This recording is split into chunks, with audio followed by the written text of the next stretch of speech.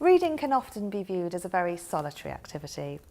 I'm joined by Mary-Anne Walport, affiliated lecturer from the University of Cambridge, and John Bedell from Moorlands Primary Academy, to discuss how talking about books can help children read for pleasure.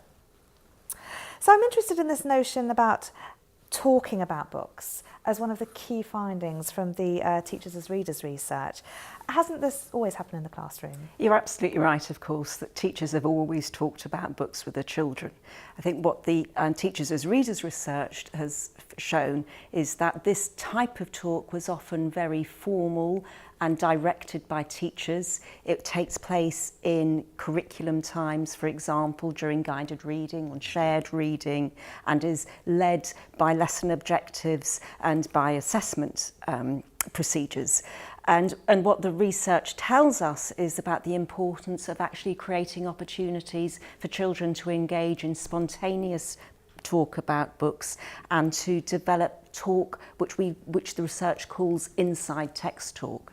The term book talk was actually coined by Aidan Chambers back in 1983 and has been an important part of teachers' reading pedagogy, but it tended to take place in specific contexts, whereas what the Teachers as Readers research findings point to is the importance of these more informal ways of bringing in talk about texts, both between teachers and children, but also really importantly between children and children, and indeed other adults within the classroom and also at home. And in the wider community as well. And in the wider community, very, very much so.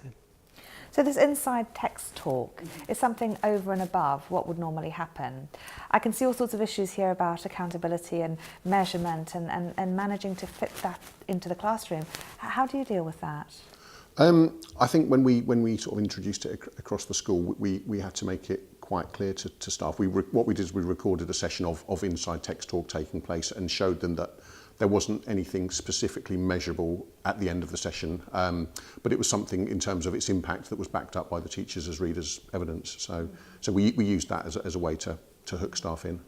And I think it shows staff and children the fact that talking about reading is intrinsically important in helping develop motivation to read, and that the will to read influences the skill as well. So where it may not be strictly measurable, actually for the Teachers as Readers involved in the research, they showed the real impact on children's reading.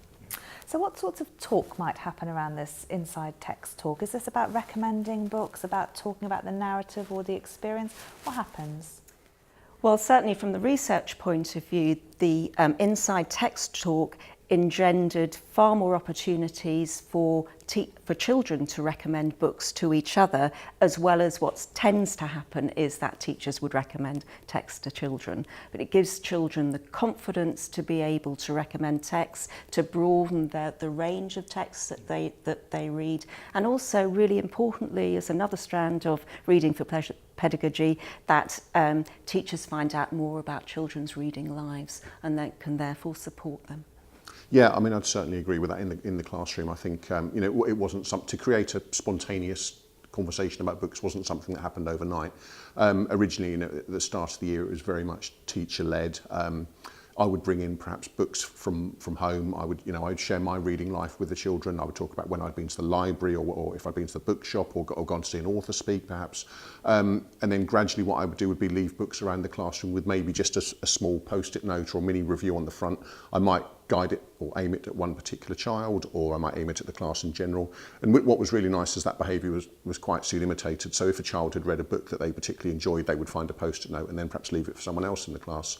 And then gradually over time we found other opportunities during the school day to sneak in conversations about books. It might be when we were lining up for an assembly or getting changed for PE, or even in the playground at lunchtime perhaps.